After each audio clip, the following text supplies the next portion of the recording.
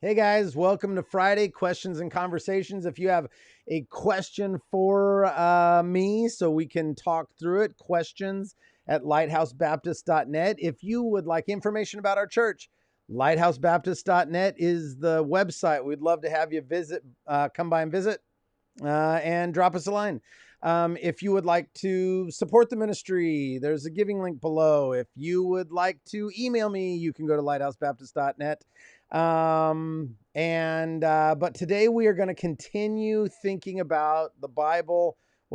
How do we know we can trust the Bible? Where did the Bible come from? And part of the question today that I would like to address is all of these other ancient texts that are kind of sound Bible-y, kind of, you know how the Discovery Channel, usually around Easter, will be like, the Bible the church doesn't want you to know about, or the Bible you haven't heard of, or the lost books of the Bible, or something like that. And usually these revolve around works like the Septuagint, the Vulgate, the Apocrypha, the Pseudepigrapha, the Gnostic Gospels, a lot about the Gnostic Gospels. And so I would like to kind of give a brief, again, just 5-minute thumbnail sketch of what those works are and maybe why they're not typically in our Protestant Bible. So what I'm not going to do in this video is address other faith systems or other religions' sacred texts, in part because that's just a different conversation. How is the Bible different from the sacred text of other religions? We can deal with that in another video. And I don't want to muddy the waters between extra biblical work that was produced by the Jewish nation, around the time of Jesus, and other faiths that happened very far away from different kind of people groups and their stories. And so we can do that in another video, but let's just talk about kind of why, of all of the biblical sounding works of ancient Israel, why the books that we have. Well, we have to start with, what's the Bible that Jesus read? What was, when Jesus referred to the scriptures, when Paul referred to the scriptures, what were they talking about? So the Jewish Bible, of course, was a collection of scrolls in a synagogue. It wasn't, which I think would drastically change the way we felt about the Bible if it wasn't just in one bound book, but was a series of books, that was a library, that we would understand, oh, these have come to us in maybe slightly different ways from each other. Again, we're trying to get away from the Bible floated down from heaven and landed in the Bible bookstore. We're trying to get away from, if the ESV was good enough for the Apostle Paul, it's good enough for me. And we're trying to move towards a fuller understanding of the scholarship and the people that produced these works. So the Bible that Jesus read, the Bible that Saul of Tarshish would have understood to be the Bible, was made up of 3 sections. It's referred to as the Tanakh, which is the first letters of the 3 sections put together to make a word. But it's the Torah, so the law, the prophets, and the writings. So the Torah is those first 5 books of Moses. The prophets are those that we would know as the major prophets and the minor prophets. The minor prophets were called the Book of the 12. And then also what we would call the history books, the 1st and 2nd Samuel, 1st and 2nd Kings, 1st and 2nd Chronicles, that they would call the former prophets. So that would be the prophets. And then there were the writings, which were the Psalms and the wisdom, the largely the wisdom material, we would call it. The Psalms, the Proverbs, Ecclesiastes, Song of Solomon, Job. So that's what they called their Bible. That was their Old Testament, not the Old Testament, the only Testament. That was the collection of works that they believed God had passed down to them through the years. And in another video, we can talk about how those were identified. But important to say, as Christians, we're going to look at Christ, we're going to look at the apostles, and we're going to say, what did they think the Bible was? Now, along with those works were also a collection of books that sometimes you see them interspersed in the Old Testament books, and sometimes you see them as a collection of kind of works on their own, but these are largely intertestamental, which means they're written in the 400 years before Malachi and Matthew. They are largely pseudepigrapha, and that's a word you'll hear a lot. And a pseudepigrapha simply means a book that was written in another author's name. So say I didn't have, I don't have an important name. Nobody's going to buy a book written by Grant Combs, but I have some things I want to say. So I would write it in the name of C.S. Lewis or whatever and publish it. These are pretty, in antiquity, these are not that hard to figure out. They're not that hard. They don't read like a single author or even a school led by a single prophet or author. They just don't read that way. They read like pseudepigrapha. I'm not a textual critic. I'm not a textual scholar, but I'm told that these are not that hard to pick out. So that is the Apocrypha, or sometimes called the pseudepigrapha. Pseudepigrapha also includes, books after the time of Christ that are written so they will be read. And, we would think of this and go, oh my gosh, is this plagiarism, or is this, identity theft? And in antiquity, they just didn't think like that. They just thought, this is, so if I would sit down and say, I'm going to write, let's stick with C.S. Lewis. I have some ideas and I think I know how C.S. Lewis would feel about this. So I'm going to sit down and write in C.S. Lewis's name because I'm pretty sure this is how he would respond to the issues of our day, or this is what he would think about a historical fact or whatever.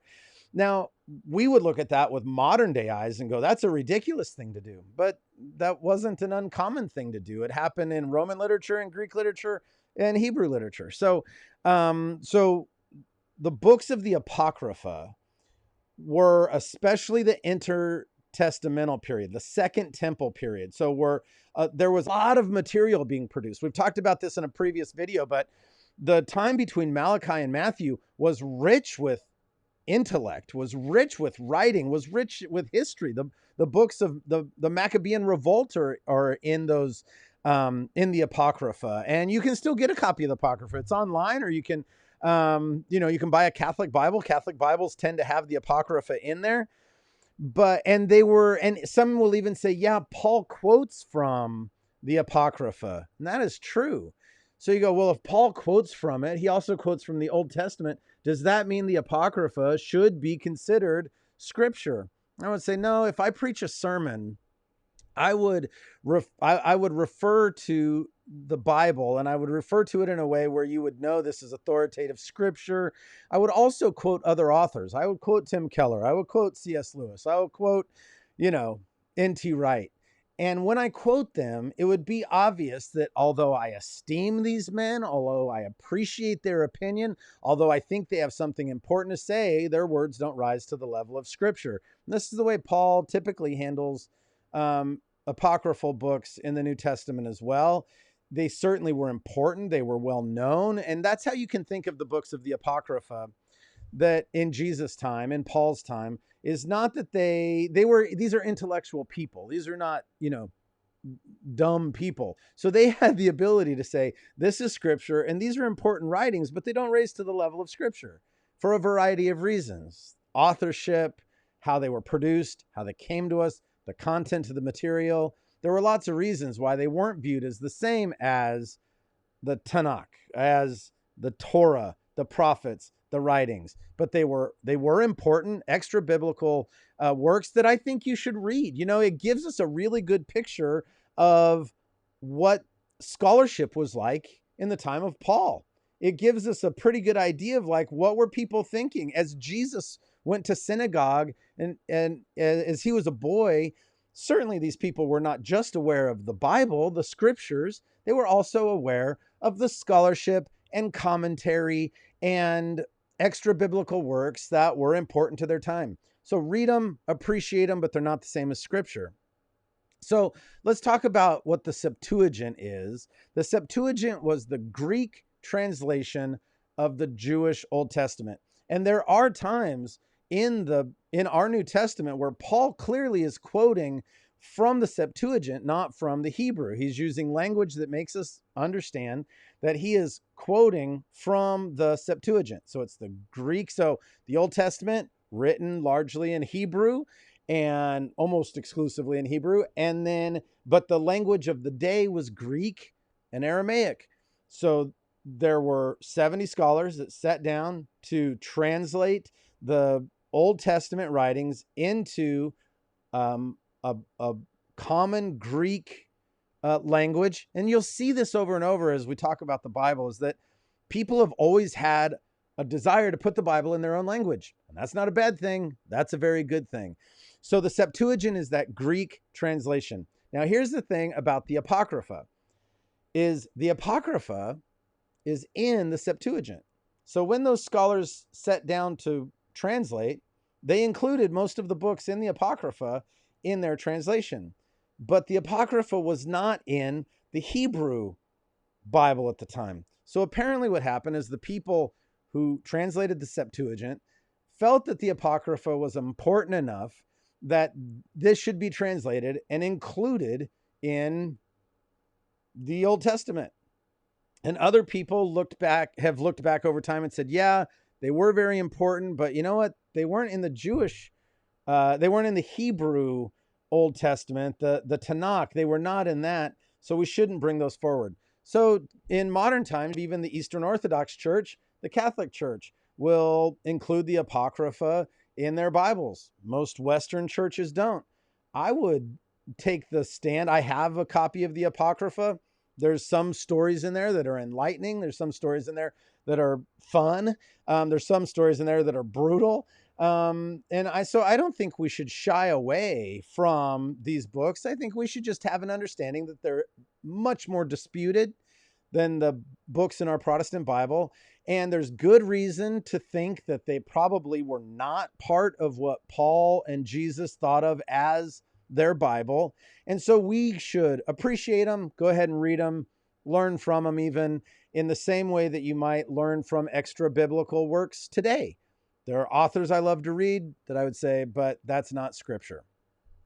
So the Septuagint, the next step we have to kind of talk about is the Vulgate.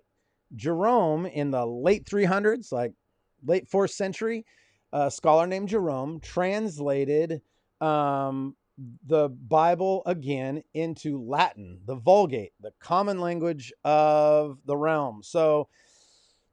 And the Vulgate did have the Apocrypha in it, and the Vulgate was a hugely influential work. The Vulgate became the official scriptures of the Catholic Church for hundreds and hundreds and hundreds of years.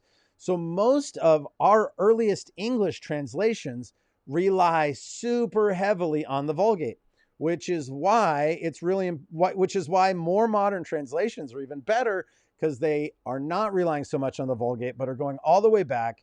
The scholarship's just better than it's ever been. They're going all the way back to, the most primary sources. So as Jerome puts the Vulgate, what a colossal work. So thankful for Jerome. As he puts the Vulgate into circulation with the Apocrypha, the Catholic Church, the Eastern Orthodox Church, accepted it. And still kind of relying on that, includes the Apocrypha in their Bible, where most Protestant churches would look at that and say, no, it wasn't. Jesus knew about the Apocrypha. Paul knew about the Apocrypha, but they didn't treat them like scripture, so we probably shouldn't either. So enjoy studying that further. One last thing, the Gnostic Gospels get the most press.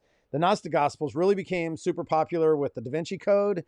And again, there's been lots and lots of television specials about like the church has suppressed these works. And look, the Gnostic, do your research, like look these up, figure it out. The Gnostic Gospels are just nowhere near scripture. They're much later.